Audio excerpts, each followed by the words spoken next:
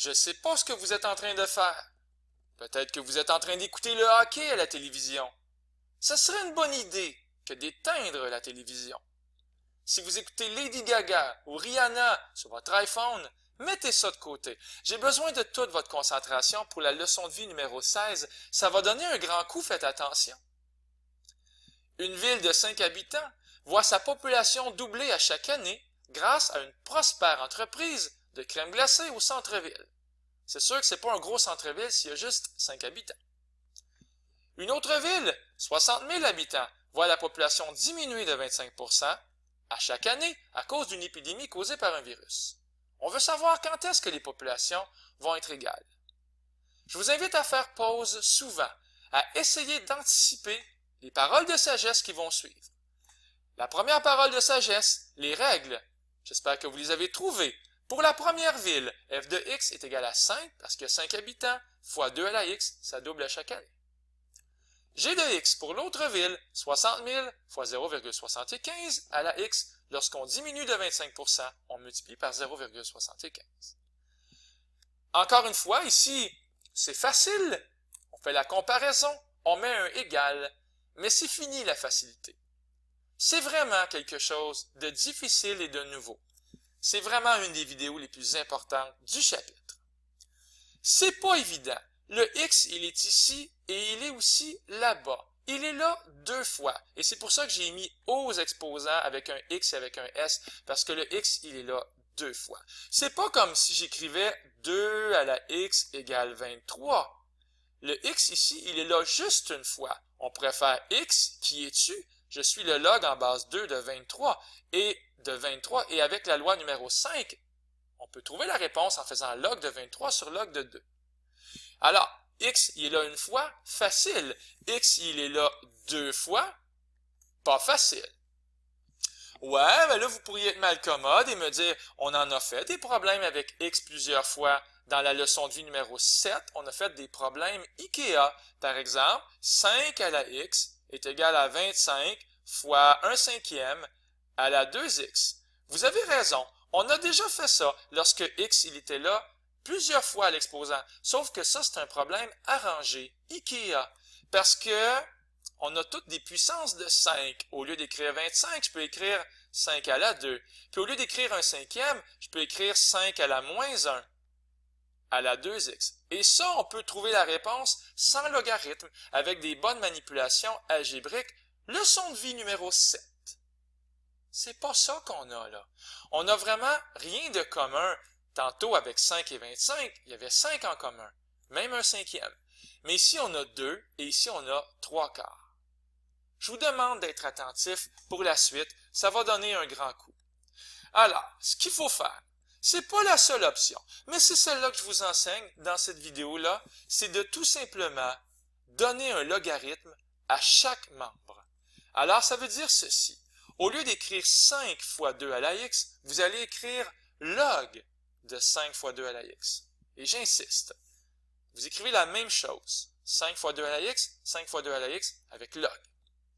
Et au lieu d'écrire 60 000 fois 0,75 à la x, vous écrivez log de 60 000 fois 0,75 à la x. Pourquoi faire ça? Parce qu'il y a des lois des logarithmes qui vont nous permettre de nous en sortir. Regardez ici, vous avez le log d'un produit. Vous avez ici le log d'un produit. Mais qu'est-ce qu'on va faire? Sûrement que quand je vais enlever le mascara, ça va faire log de 5 plus log de 2 à la x. Alors, c'est la loi numéro 2 qui vient d'apparaître, que je viens de nommer. OK? Alors, log de 5 plus log de 2 à la x. C'est presque ça qui va être écrit. Attention, c'est parti. Log de 5 plus log de... Et là, c'est pas écrit 2 à la x. C'est pas écrit 2 à la x. J'ai plutôt mis le x devant parce que la loi numéro 4 nous a enseigné qu'on pouvait faire ça avec cette situation-là. Donc, j'enlève le x qui est ici pour pas qu'il y ait de confusion. Alors, voilà, c'est parti. Sur ce, l'autre côté, c'est pareil. Au lieu d'écrire log de 60 000 fois 0,75 à la x, j'écris log de 60 000 plus x log de 0,75. Rendu là, les amis, je ne sais pas si vous le réalisez, mais on est en secondaire 2. C'est comme si j'écrivais 7 plus 3x est égal à 5 plus 4x. Qu'est-ce qui se passe lorsqu'il y a des x à gauche et à droite? On va mettre les x, les termes en x, du même côté. Alors ici, j'ai x log de 2 et x log de 0,75. On va mettre ça du même côté, s'il vous plaît. On va donc avoir ceci. X log de 2 moins x log de 0,75 est égal à log de 60 000 moins log de 5. Alors x, il est là, à gauche, et il n'est plus là, à droite. Mais on commence à être habile. Qu'est-ce qu'on fait lorsque x, il est écrit deux fois? Nous, on veut l'avoir juste une fois. Donc, une mise en évidence simple peut être une bonne idée. Et je ne suis pas un tricheur. Regardez, x fois log de 2, ça donne x log de 2. Et x fois moins log 0,75 donne exactement ici moins x log 0,75. Ça fonctionne. On est à un doigt de la réponse. On va isoler la variable x, c'est toi que je cherche, en divisant par ce gros bloc-là. On va diviser par log 2 moins log 0,75. On n'a pas le choix. Alors, c'est parti. Il est là ici. X est égal à, et je vous invite à bien voir, log 60 000 moins log 5, c'est ce qui est ici, divisé par log 2 moins log 0,75, c'est ce qui est ici. Et là, je vous invite à être tellement prudent avec votre calculatrice. C'est vraiment important le jeu des parenthèses.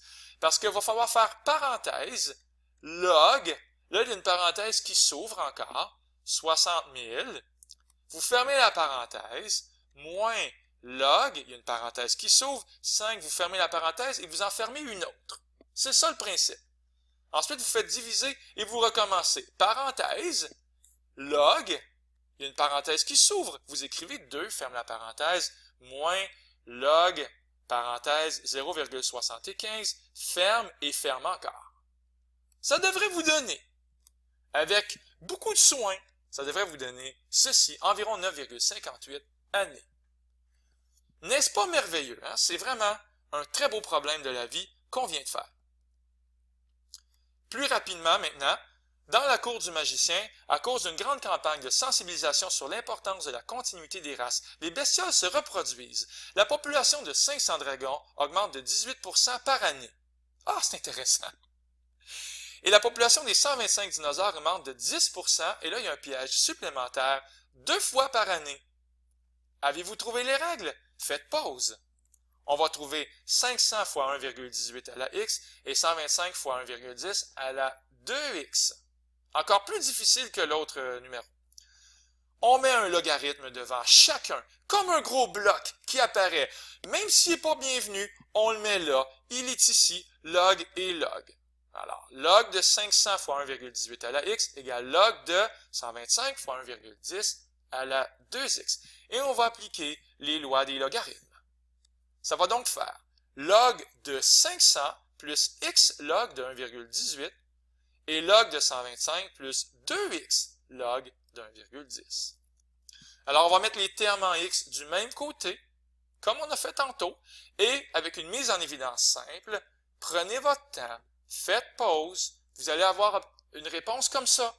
X log de 1,18, on le voit ici, x log de 1,18, moins, parce qu'il était jadis à droite, il est maintenant rendu à gauche, donc moins 2 log de 1,10 est égal à ce qui suit. Et lorsqu'on divise, on va avoir cette réponse-là, environ 55,22 années. Faites les numéros, refaites-les, sans m'écouter. Juste essayez de les retrouver par vous-même, ces réponses-là. Ça vaut vraiment la peine. Je vous laisse avec la petite réponse pour un problème de chat, mais celui-là, il est différent et un peu plus facile que les autres. Donc, voilà, 3,66 années, je vous laisse le lire.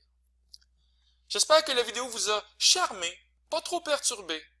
Encore une fois, une vidéo fort importante. Je vous salue, c'était Luc Allard pour le Collège Sainte-Anne. Au revoir.